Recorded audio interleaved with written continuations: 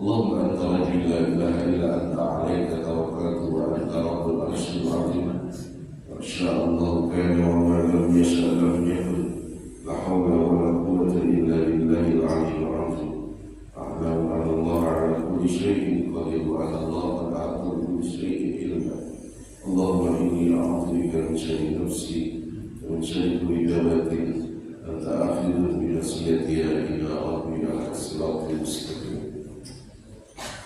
صلى الله على النبي صلى الله عليه وسلم والحمد لله رب العالمين. Segala kemuliaan dan keagungan hanyalah milik Allah. Kepada yang puji syukur, alhamdulillah terpanjatkan salawat dan salam bagi Rasulullah sallallahu alaihi wasallam. Keberkahan dan rahmat Allah senantiasa teriring bagi keluarga Rasulullah, zuriat Rasulullah, para sahabat, para tabi'in, para syuhada, para awliya wali Allah, guru kita semua.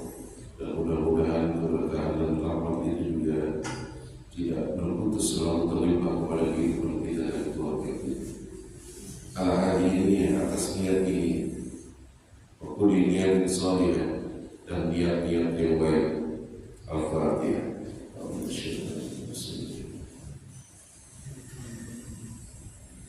إلى الصراط المستقيم صراط الذين غير المغضوب عليهم آمين. اللهم آمين. بسم الله الرحمن الرحيم.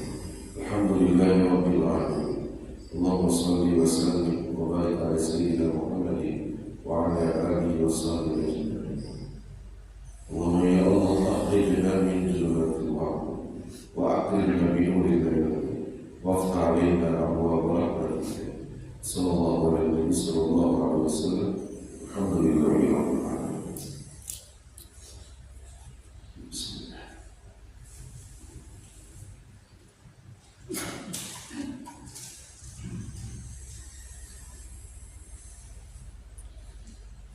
Bapak-bapak dan ibu-ibu hadirin dan hadirat sekalian, pada kesempatan yang lalu kita membahas tentang keutamaan daripada berwudu.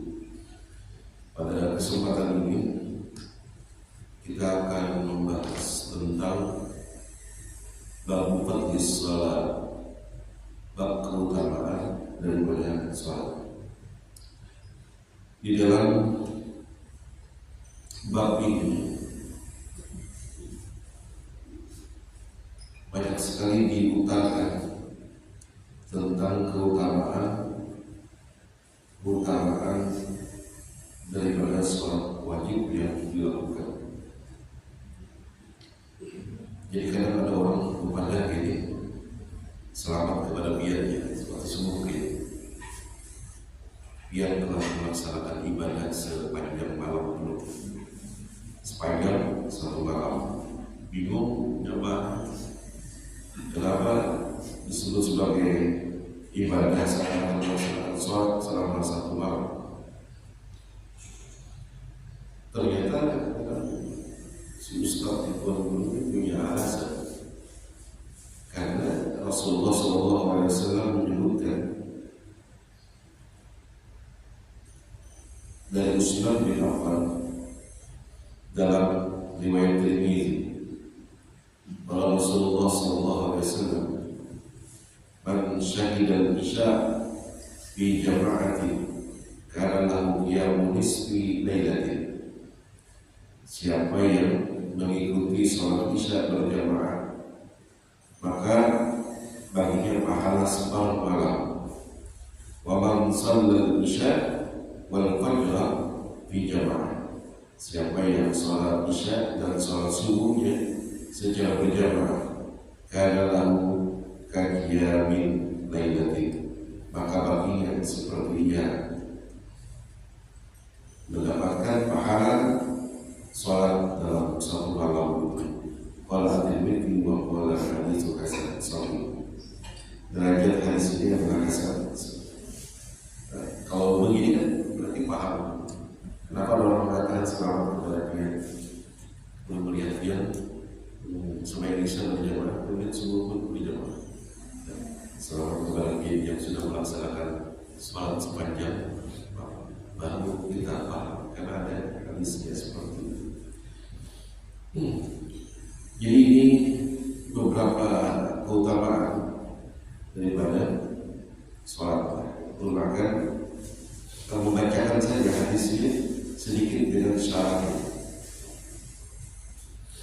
Wa an Abi Hurairah radhiyallahu anhu, dari Abu Hurairah radhiyallahu anhu ia berkata, qala sami'tu Rasulullah sallallahu alaihi wasallam yaqul, aku mendengar bahwasanya Rasulullah sallallahu alaihi wasallam bersabda, ara'aitum law anna nahran bi babi ahadikum yaghtasilu minhu kulla yawmin khamsa marrat, hal yabqa min darmihi syai'un. Jadi Rasulullah menyampaikan, tahukah kalian seandainya ada sebuah sungai di parak pintu rumah salah seorang di antara kalian, lalu seseorang ini mandi pada baju sungai itu tadi setiap hari 5 kali, apakah menjelaskan ketahuan para sahabat akan tersisa kotoran pada tubuhnya walaupun sedikit?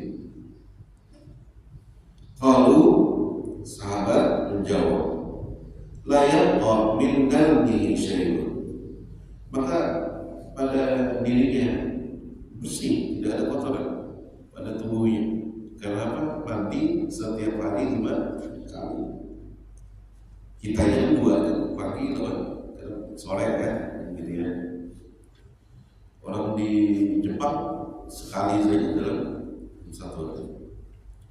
Ketika 2 kali sudah dianggap cukup, gitu kan. Ini kalau 5 kali bagaimana?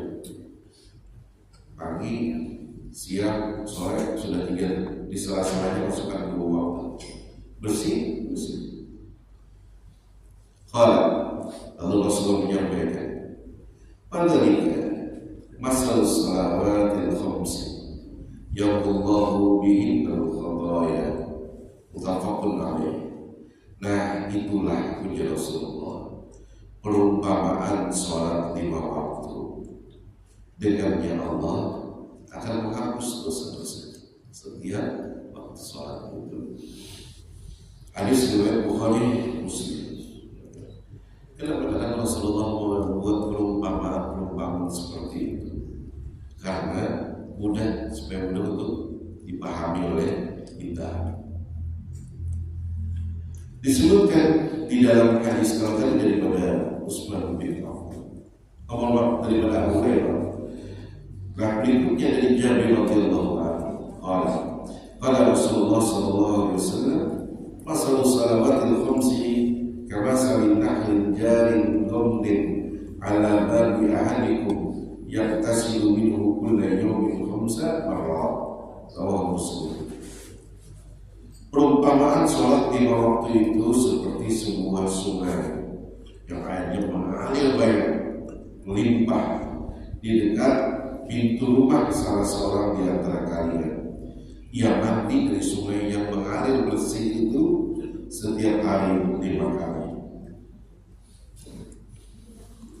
Hadis berikutnya,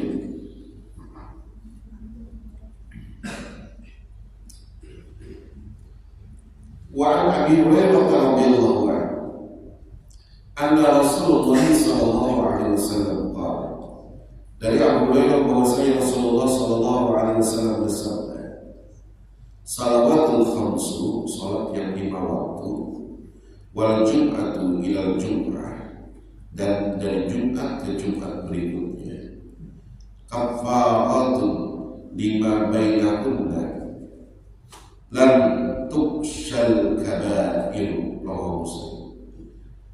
Jadi antara yang dimaksudkan dengan hadis ini saling terkait, satu hadis dengan hadis ini.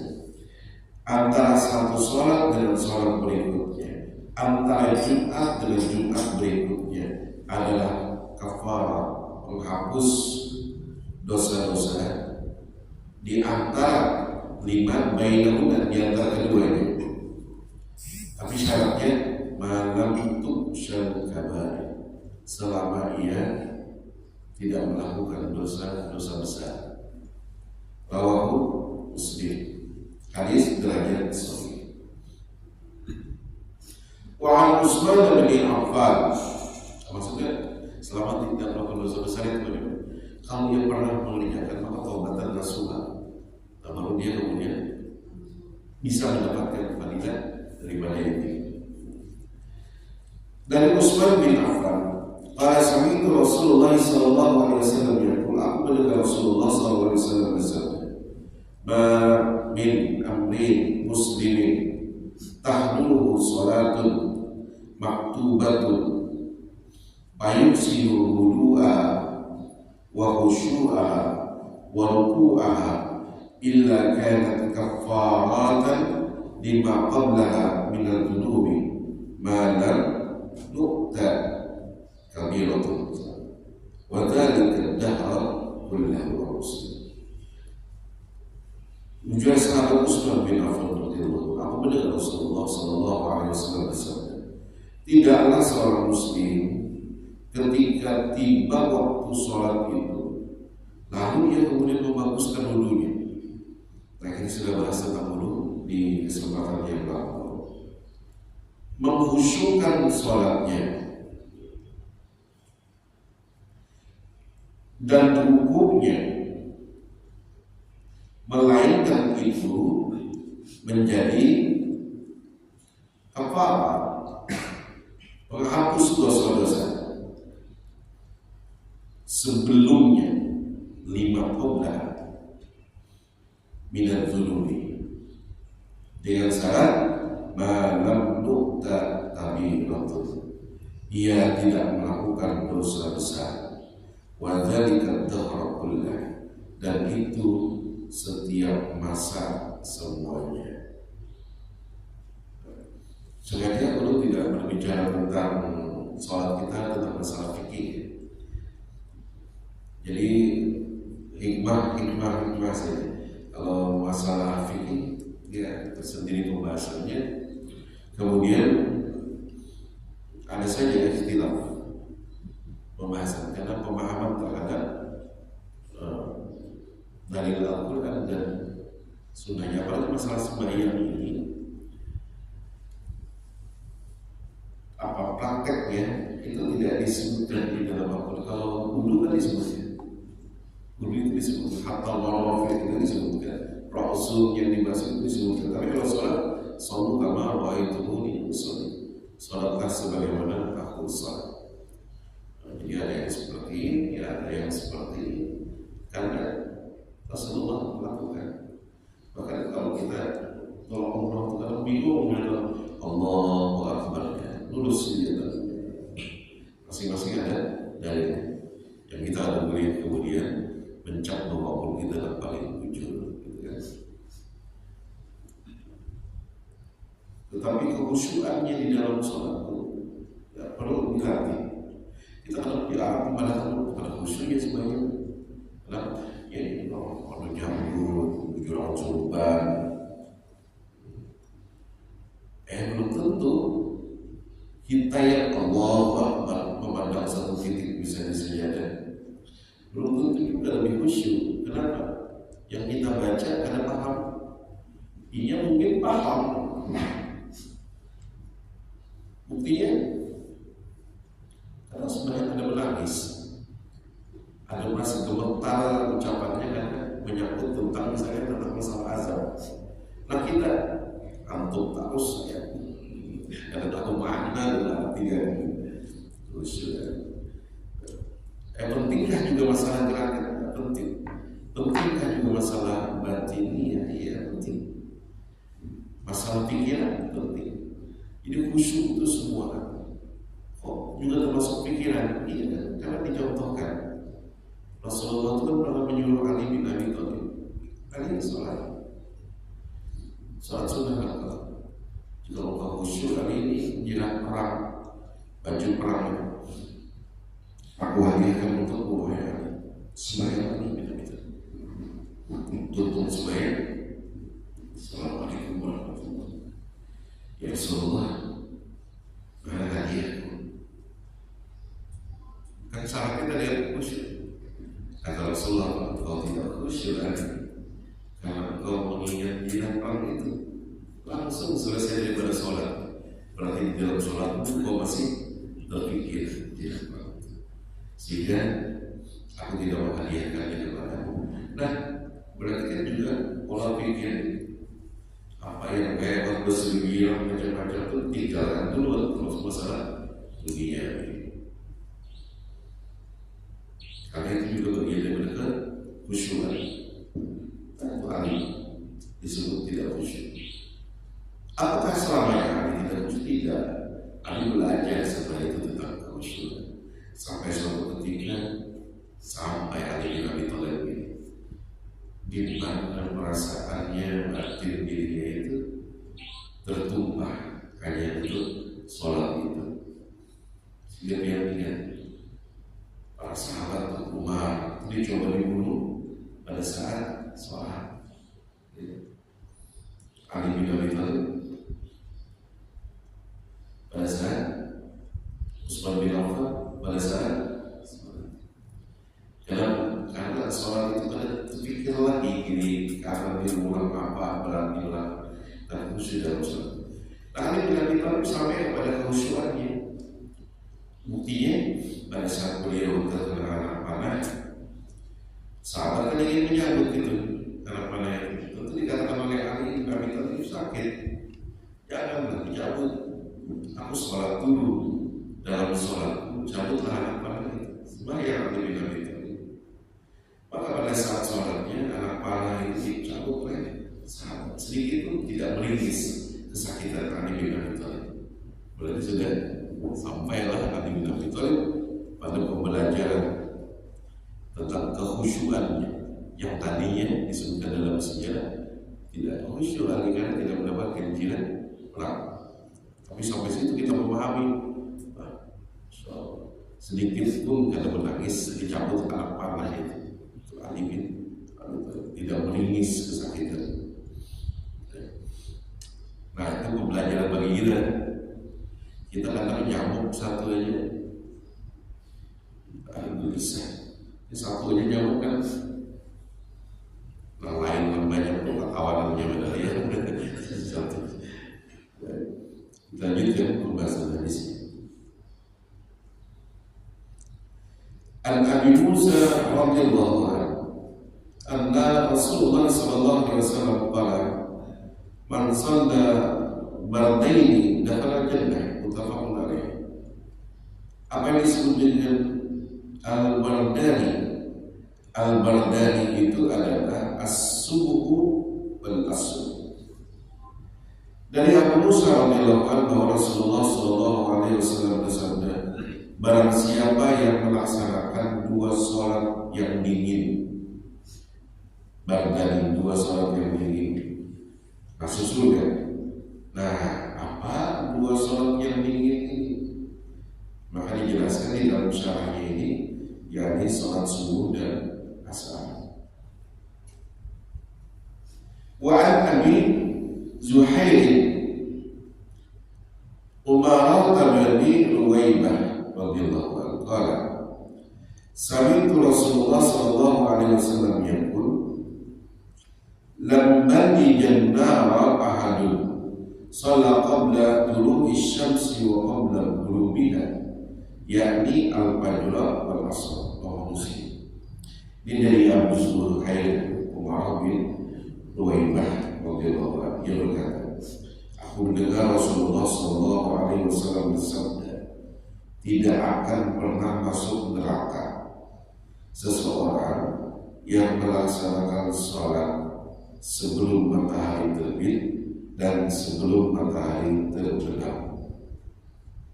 Sebelum matahari terbit dan sebelum matahari terbenam. Maka apa yang disebut dengan itu, sebelum matahari terbit, sebelum matahari terbenam, yakni al-fajr wal asr, yaitu sholat subuh dan asar. Allah Muslim.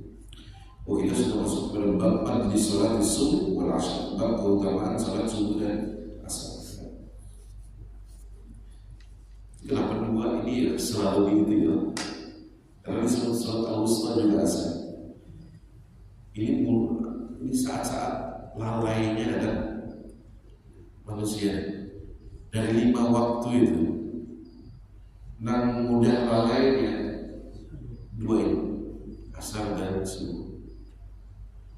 Buktinya, kalau waktu sore, aku sudah asar sudah belum aja itu pas jam 6 gitu sudah itu ada terperhatikan.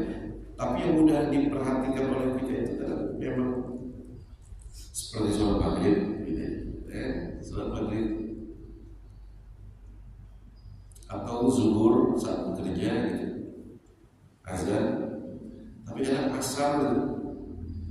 Yang ada azan, tapi kadang-kadang nggak sadar bahwa itu suara azan panggilan, gitu. Panggilan untuk sholat. Nah, sama subuh ini ya malu kita paham sudah ya bahwa kadang dilalaikan ya.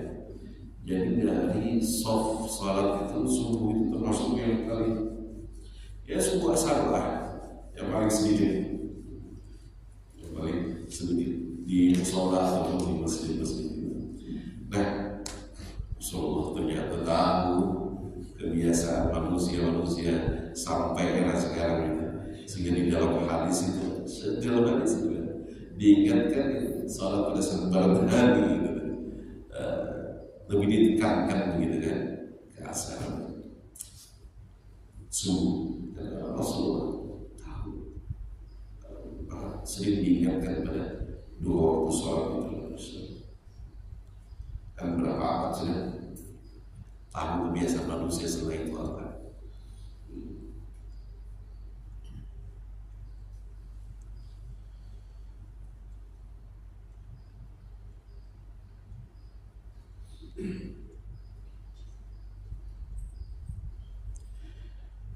وعن بريدة رضي الله عنه قال رسول الله صلى الله عليه وسلم من ترك صلاة العصر فقد حبط عمله. Jadi perhatian ya, bagi yang ia ketinggalan dari sholat asar. Rasulullah SAW menyampaikan, barang siapa yang meninggalkan sholat asar maka batallah amalnya. Faqad habita amal sia-sia yang dilakukan sebelum. Hadis riwayat Al-Bukhari. Jadi perhatian gitu, khususnya mungkin pihak ada, tapi anak-anak kecucuan perlu diingatkan. Datang ke rumah kan sebagai asas sudah gitu. Atau di rumah lagi asik-asiknya soal asas sudah. Kadang ini mudah dilalaikan sehingga kadang ada saja kebanyakan orang itu menggawi asar justru pada dekat-dekat besok yang baru itu. Baik. An Abi Hurairah radhiyallahu anhu, Nabi sallallahu alaihi wasallam qala, "Man dhalla ila al-masjid aw raha, a'adallahu lahu fil jannah nuzulan kullama bada'a wa raha." Muttafaqun alaih. Jadi Abu Hurairah Rasulullah menyampaikan, siapa yang ketujuh ke masjid. Masjid itu musola di masjid itu kita aja yang membedakan di tempat kita hurufnya. Huruf itu ada kebiasaan membedakan antara masjid musola. Musola itu sama aja lawan langgar, lawan surau, beda dengan masjid. Karena pemisahan itu dengan anggapan kalau masjid itu disembahyang Jumati, gitu kan? Disembahyang Jumati. Kalau musola langgar itu kadang itu hurufnya ada kita. Tapi tradisi hurufnya di Mekah atau Madinah tidak seperti itu. Semua kan musola, semua masjid. Jadi tidak ada pembeda. Di dekat Madinah kan ada masjid Abu Bakar As-Siddiq, masjid Ali bin Abi Thalib, masjid Umar. Nah, kadang ditutup. Ada Jumatan aja yang dilaksanakan. kenapa jadi ditutup? Karena supaya mereka yang dekat situ, kan ada masjid Muhammad tidak sholat di situ, tapi justru di Masjid Nabawi, gitu ya. Tetap dalamnya masjid. Walaupun biar ziarah sana kan ditutup pintunya. Kecuali masjid yang jauh daripada Masjidil Haram atau Masjid Nabawi itu dibuka, gitu ya. Tapi kebanyakan mereka juga kalau Jumatan yang dekat justru ke Masjid Nabawi. Nah ini kan musola kita ini bisa jadi masjid, tapi terkena ada aturan diatur oleh negara. Apa misalnya?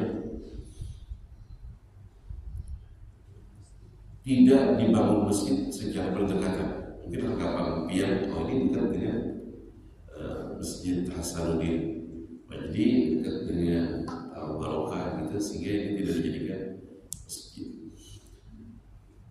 Tapi di sebagian ada yang otak memang ingin membangun masjid karena beda pemahaman, seperti di Sungai Lulut itu berdekatan masjidnya, tapi karena beda tata caranya anaknya membangun masjid. Nah, ada syarat lain yang diatur. Apa syarat lainnya? Harus mendapatkan pengurusnya, dia berupa yayasan, kemudian dia harus mendapatkan tanda tangan 90 kepala keluarga di sekitarnya. Nah, ini supaya tidak terpenuhi di Sungai Lulut ini. Jadi sampai sekarang belum selesai permasalahannya. Jadi di situ lingkungan memang kaum tua, walaupun tidak dikatakan itu semua. Nah, Masjid Muhammadiyah akan membangun di situ. Kenapa dulu ada masjid tata cara seperti Muhammadiyah Nurul Ikhlas di Komplek Rahayu itu. Tapi itu dulu setelah berganti kepengurusan berubah tata caranya sampai mohon maaf simbol saya berubah. Simbol itu kayak misalnya Masjid Muhammadiyah itu dia pakai podium. Kalau kaum tua biasanya pakai mimbar. Nah itu diganti kan gitu ya. Kesamanya kayak Masjid Hasanuddin Majid ini kan. Ini kan ada Masjid NU, ada Masjid Muhammadiyah, ada Masjid Al-Wasriyah, ada Masjid apa. Jadi karena lambang Muhammadiyah nggak ada.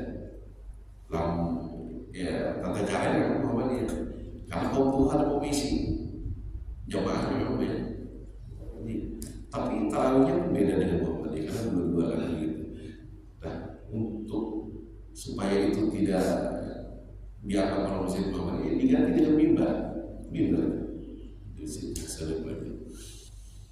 Nah kalau ini disuruh karena jamaah di sekitar masjid itu tadi yang dibangun yang 190. Nah ini untuk menampung yang jauh-jauh maksudnya, tapi bukan warga sekitar menolak. Warga sekitar itu diminta fotokopi KTP itu. Jadi kayak ini tuh jadi permasalahan negara kita. Hurufnya memang beda. Baik. Siapa yang pergi masjid termasuk sholat untuk berjamaah pada waktu pagi dan sore hari, maka Allah menyiapkan adalah lahu fil jannah, di surga nuzulan, tempat tinggal, ulama berdawah, setiap kali yang pergi pada waktu pagi dan sore hari. Wa anhu, punya kembali kepada Abu Hurairah, dan daripada Abu Hurairah ada Nabi sallallahu alaihi wasallam, bahwa Nabi sallallahu alaihi wasallam qala, menyampaikan, man tatahhara fi baitihi, siapa yang bersuci di rumahnya, thumma madha ila baitin min buyutillah, kemudian dia pergi ke salah satu rumah Allah, ya tadi yang disebut dengan masjid, mushola, lihat dia faridatan, untuk melaksanakan kewajiban fardu, min faraidillah, daripada fardu-fardu yang ditetapkan oleh Allah. Karena khutuwatuhu ihdaha tahutu khati'atan wal ukhra tarfa'u darajatan. Maka langkah-langkahnya itu, langkah kaki yang satu akan menghapus kesalahan, yang satu lagi akan mengangkat derajat. Rawahu Muslim, hadis riwayat Muslim.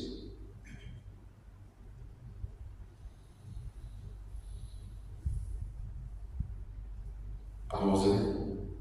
Ini tadi dari rumah, tapi wudu kan di rumah dulu. Jangan niat kayak ini Abdul ya, pokoknya Abdul masalah wudu di rumah, betul di rumah. Sedangkan di masjid atau di musola itu kalau batal ya sebenarnya, atau tajdid wudu enggak memperbarui daripada wudunya. Beberapa hadis Rasulullah itu ada penekanan tentang berwudu di rumah. Kemudian berangkatlah ke masjid. Maka setiap langkah, entah yang kanan, entah yang kiri, satu langkah yang kanan misalnya, kita nggak tahu nih, nggak disebutkan dalam hadis ini. Maka dia akan menghapus dosa. Langkah berikutnya yang kiri, dia akan mengangkat derajat sampai menuju kepada masjid. Ada beberapa hadis tentang di rumah, termasuk misalnya di Madinah ya, posisinya berwudu di kediaman rumah, entah itu hotel kah apa kah. Berangkat ke Kuba kan gitu, sholat 2 rakaat di Kuba, tapi itu tidak batal wudunya kan. Maka cukup dengan 2 rakaat yang dilaksanakan sholat di Kuba dengan wudu yang diambil di kediaman rumah senilai umroh sekali.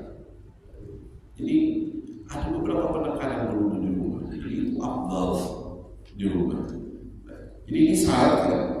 Barang siapa yang bersuci di rumahnya, man tatahhara fi baitihi summa madha ila baiti, kemudian dengan suci itu yang berangkat menuju baitin min buyutillah, masjid daripada masjid-masjid Allah.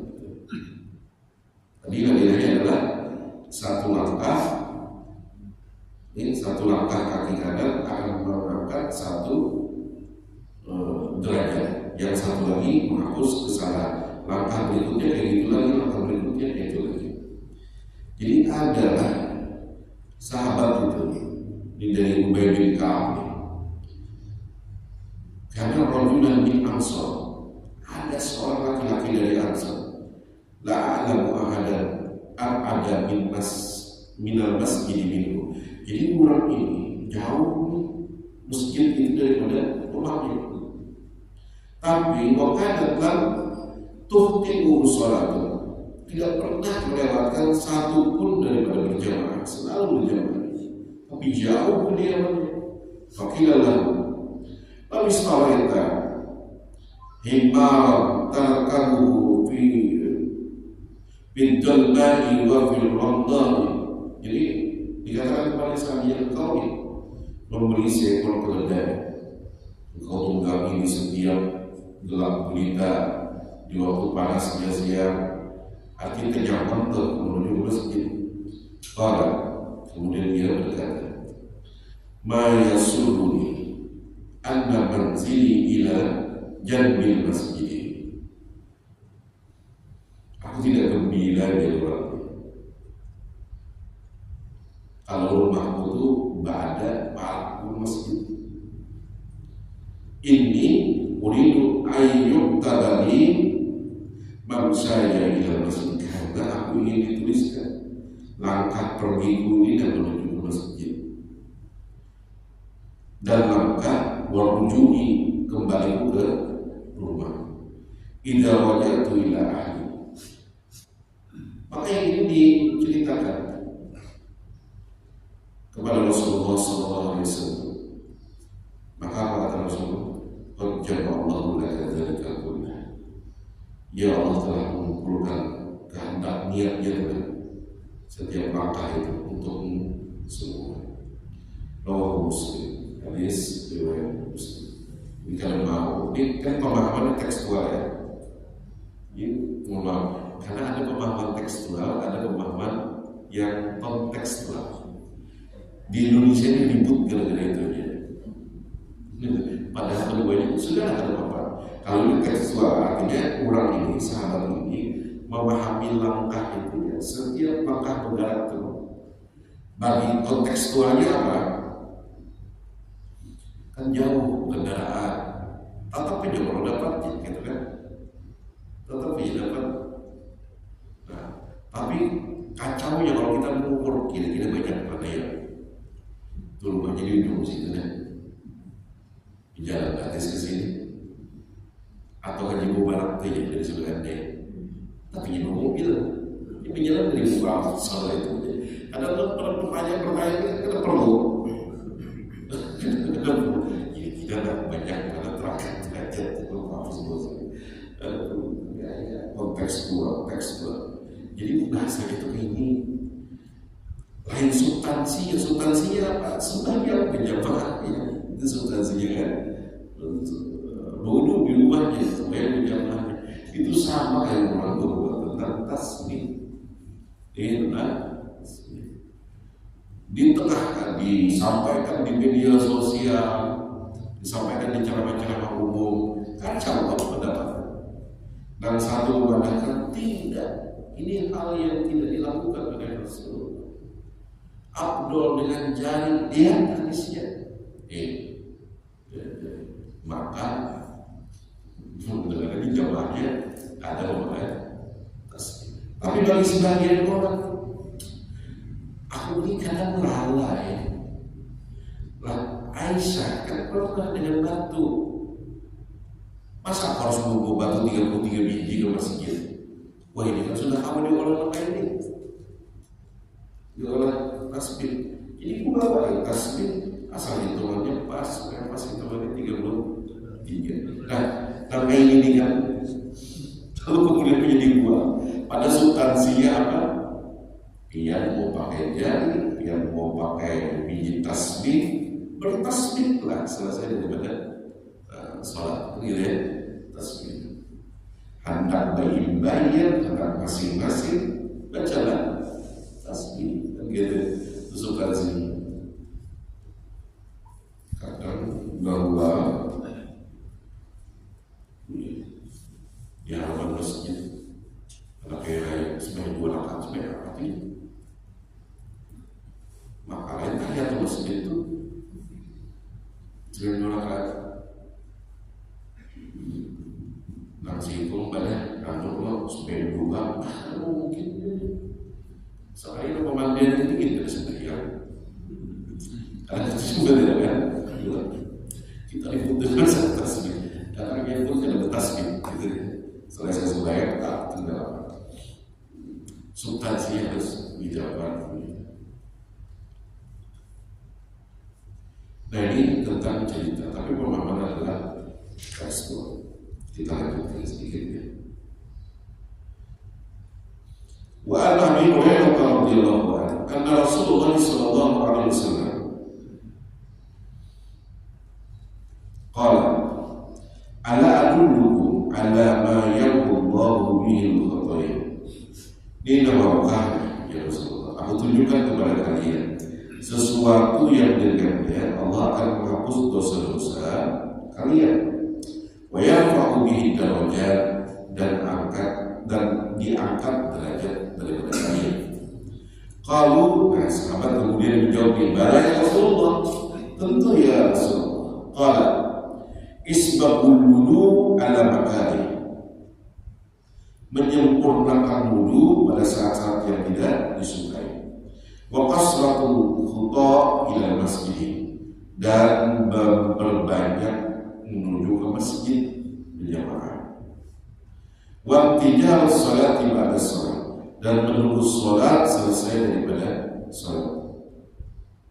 Apa maksudnya? Imam maghrib misalnya gini, aku kita jam aja nih, sudah mau pada jualan bini di rumah, aku hendak di masjidnya sampai isya ini. Ya sudah, i'tikaf, dia niat i'tikaf. Bahwa itu kan kata kita fi hadzal masjid lillahi ta'ala. Ini i'tikaf ini sering disebut, ingat kita tahu, tapi kadang jarang dipraktekkan. Jadi niat i'tikaf misalnya sebelum pengajian kayak gini ya, sebelum masuk misalnya sudah berniat i'tikaf, perlu diingat itu. Jadi semuanya berlipat ganda nilainya, dengan cara duduknya, temurihnya pun kemudian jadi i'tikaf. Nah, menunggunya sampai isya. Maka yang seperti ini tadi dalam hadis akan menghapus dosa-dosa, mengangkat derajat. Menunggu aja antara sholat sampai sholat berikutnya. Wa tijaru sholat ba'da sholat. Fadzalikumur riba, itulah namanya riba, itulah namanya riba. Oh, ini ternyata di dalam bab tentang wudu ini ada ini. Jadi diulang lagi di dalam bab fardhis shalah. Apa riba itu? Riba itu kan berasal dari kata robitoh, murabatah, yang artinya mengukuhkan, meneguhkan, mengikat. Yang sekarang ini ribut-ribut tuh robita, alawiyah, gitu kan? Lagi ribut di Jawa. Alhamdulillah di Banjarmasin aman-aman saja. Kita tetap hormat kepada habaibnya, para ulama pun kita hormat. Khawatirnya adalah kita tidak domba ya. Jadi ribut atau umat Islam. Jadi bukan umatnya lagi, tokoh-tokohnya yang malah ribut. Kalau tokohnya ribut, kesambatan, saling salah menyalahkan, kasihan kita umat bingung. Yang dikejar kadang hanya pandangan kemuliaan dari pandangan manusia. Masalah zuriyat, biar zuriyat Rasulullah kalau ada sembahyang. Ya, jadi masalah kemuliaan serahkan saja kepada Allah. Tentang masalah zuriyat masing-masing mengaku ini, masing-masing mengaku yang mulia, at-taqwa, yang takwa. Ya, kalian kan begitu ya. Jadi ini kan jadi auzubillah, melihat di medsos belum TikTok ada misi, tapi kawan membacakan tidak tahu ya apa ya aplikasinya TikTok, sampai ke TikTok nilainya ceritanya jadi debat tuh di muncul kayak di trending gitu ya, di singkat videonya. Jadi ini jawab tentang satu tokoh. Oh, ini menjelaskan tentang ini biolog itu. Dan ini tuh cara juga menohok kepada si ini. Ini jadinya jadi takutnya. Orang kayak juga di TikTok juga gitu. Supaya tahu bisa. Menurut Pian dan manfaatnya apa? Sekarang itu lomba ikan Pian. Bisa Pian melihat kayak itu manfaatnya apa bagi Pian? Malah kadang kisruh, orang bingung kita umat. Pada akhirnya satu saja diambil, memihakkan. Aku memihak kepada hubungan Khalifatul Aliyah. Ya, berarti hubungan kiai ini pasti pandangan kita ada baik.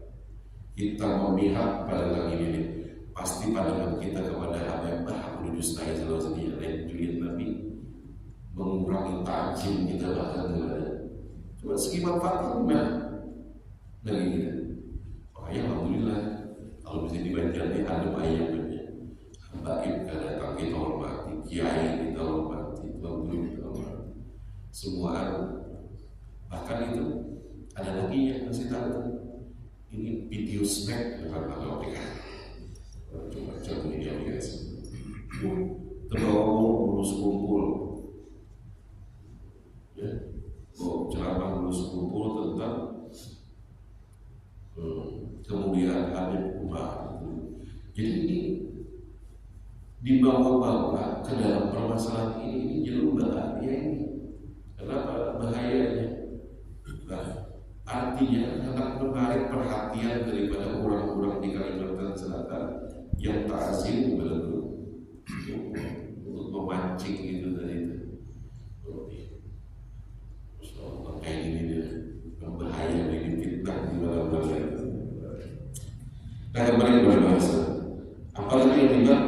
ribat itu menemukan dirinya di dalam ketaatan.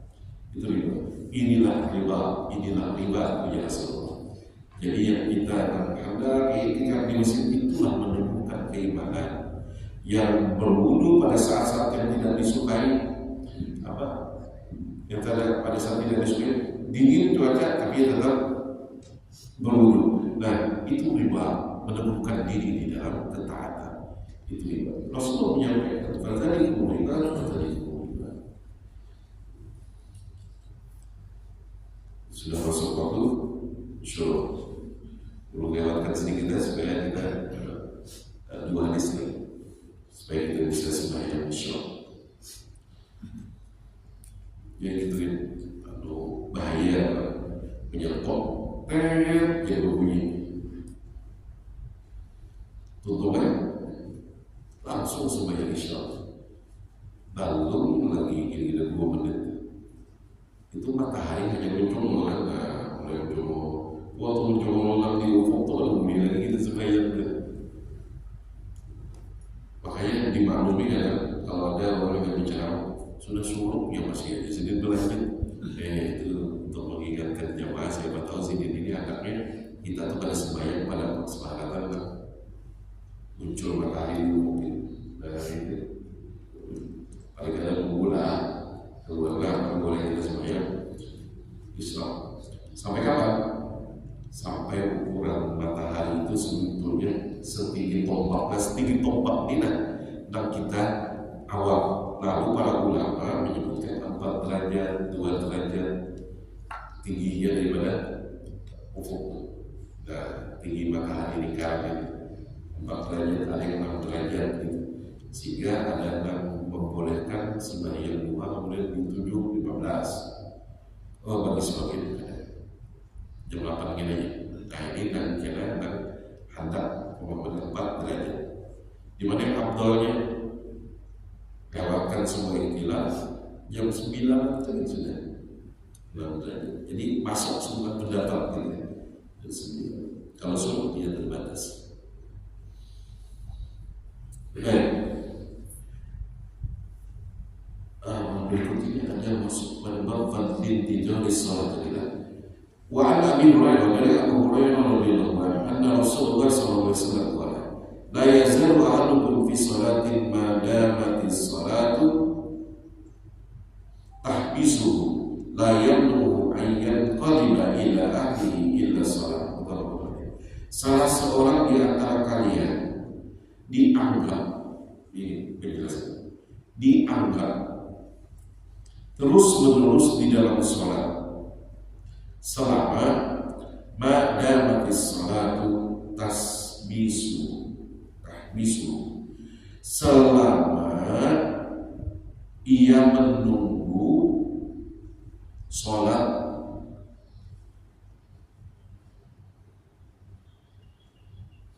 itu membuatnya tertahan layak menunggu ain qaliban ila ahli ila sholat, tertahan pulang kecuali sholat.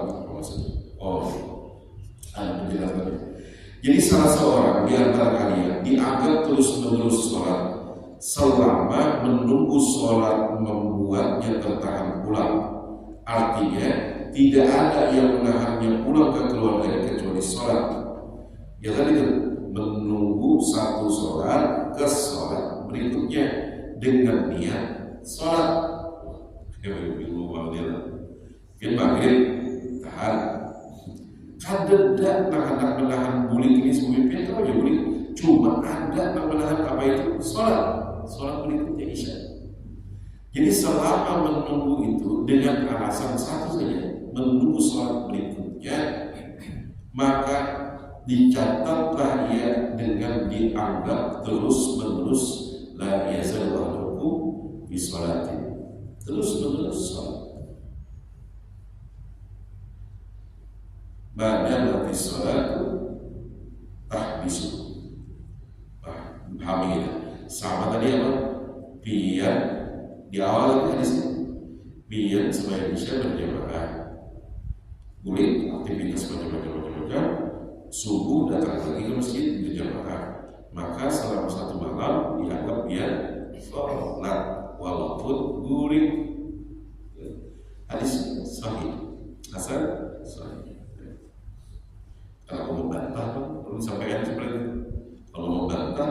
di sini. Jadi terus mengalir pahala yang sholat itu terus menerus sepanjang malam. Sama dengan ini, dia di masjid sembahyang menunggu sholat berikutnya. Boleh aja, awalnya boleh, cuma ada menahan itu apa itu? Hendak sembahyang berikutnya. Maka selama menunggu itu tadi dianggap dia sholat terus menerus. Gitu ya, baik. Wa anhu, kembali kepada Abu Hurairah, anna Rasulullah sallallahu alaihi wasallam qala, al-malaikatu tusalli ala ahadikum ma dama fi musallahu alladhi shalla fihi ma lam yahdith taqulu Allahumma ighfir lahu Allahumma arhamhu rawahu al-Bukhari. Dari Abu Hurairah bahwasanya Rasulullah SAW menyampaikan, para malaikat pun akan mendoakan seorang di antara kalian selama tetap ia berada di tempat sholatnya, selama ia tidak berhadas. Ma'lam yuhaddis taqulu, maka malaikat itu mengucapkan Allahumma ighfirlahu Allahumma arhamhu, ya Allah ampunilah dia, ya Allah rahmatilah dia. Ini kadang kalau belum paham tentang hadis itu, soalnya budaya dan awalan. Nah, di sini ya, aku menunggu supaya berikutnya kita ambil makanan nanti itu dibuka sendiri. Dia malaikat lagi berdoakan aku ya. Malaikat lagi berdoakan aku. Kada melihat kada, mendengar pun kada memang kamu belum kada.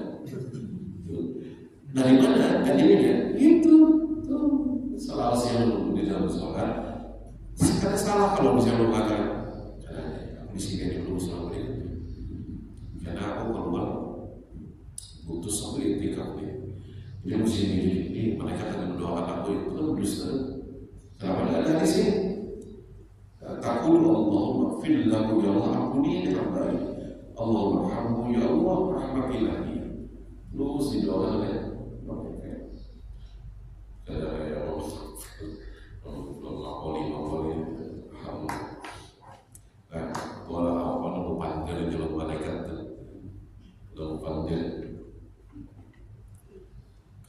seandainya kayak ini kan malaikat sedang mendoakan aku, ada beban malaikat itu pandai aku, dia kena mendoakan kalau pakai itu bagus, jujur tuh nunggu supaya malaikat yang mendoakan aku. Aku berjalan ke malaikat tempatnya 7 ya. Aku berjalan ke malaikat pasang malaikat tempat. Itu baru orang paham kan?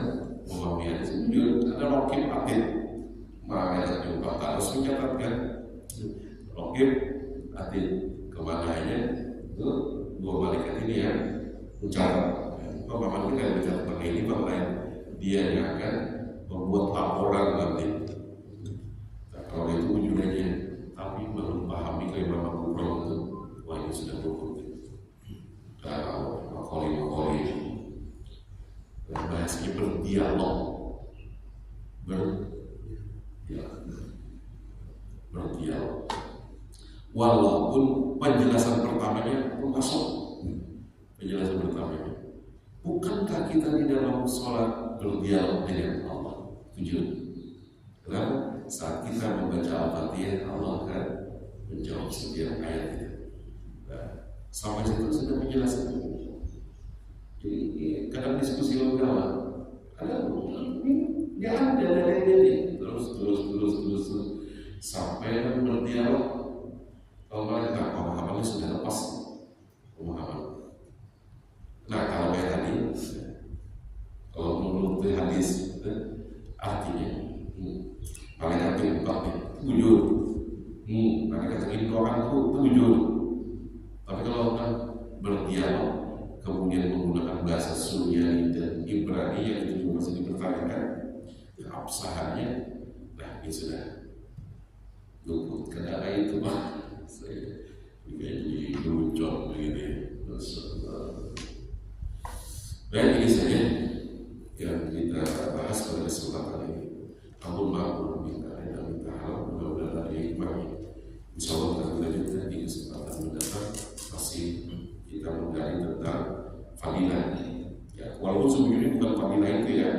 ya dikejar.